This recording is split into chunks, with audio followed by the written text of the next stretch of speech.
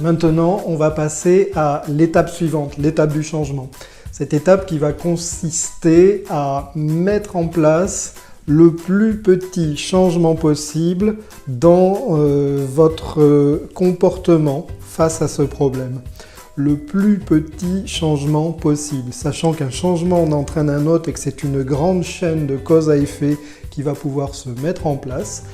Je vous encourage à baisser vraiment l'objectif à quelque chose qui est très facilement et très immédiatement réalisable.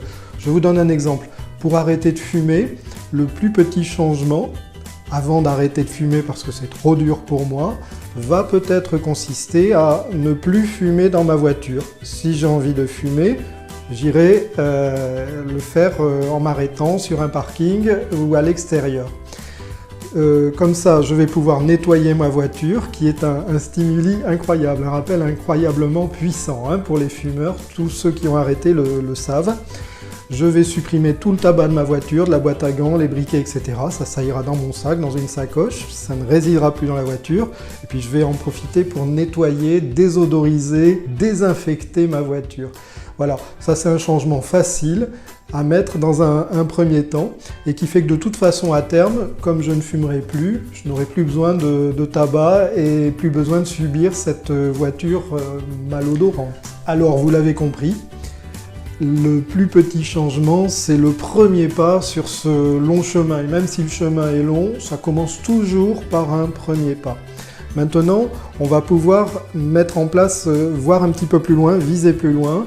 Et là aussi, on va parler de plan, de stratégie, en utilisant la célèbre technique de l'alpiniste. L'alpiniste dessine son itinéraire en partant du haut de la destination, du haut de la montagne par exemple. Et il va construire les étapes, les relais qu'il va pouvoir enchaîner jusqu'au point de départ. Le point de départ, c'est ici et maintenant. Maintenant que le voyage est commencé, je vais pouvoir regarder loin et regarder celui que je serai une fois mon objectif réalisé, d'arrêt de tabac, de perte de poids, dans la manière d'aborder certaines phobies, etc. Construire et effectuer les étapes les unes après les autres et ne passer à une autre étape que lorsque la première est réalisée, en repartant d'ici et maintenant pour aller vers l'objectif, au sommet. Je ne voudrais pas que cette vidéo soit trop longue, mais on va revenir à quelques exemples. Si je veux perdre du poids, si je veux arrêter le tabac, c'est pour prendre soin de ma santé. Alors quelques étapes évidemment indispensables de ce cheminement vont consister avant à commencer déjà à prendre soin de mon corps physiquement, à le nettoyer, à le drainer ce corps, à en prendre soin aussi d'une manière esthétique. Alors pour ceux qui sont à court d'idées, maintenant, pour trouver des solutions supplémentaires dans ce cheminement jusqu'à la réussite, jusqu'à ce changement, voilà un petit truc qui va pouvoir vous intéresser. La question à se poser, c'est comment pourrais-je faire pour empirer cette situation? Comment pourrais-je m'y prendre pour aggraver ce problème?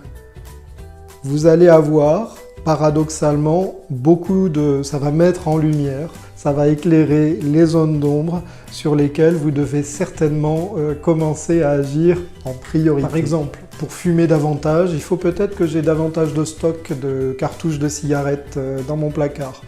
Il faut peut-être que je boive davantage de café ou d'apéro.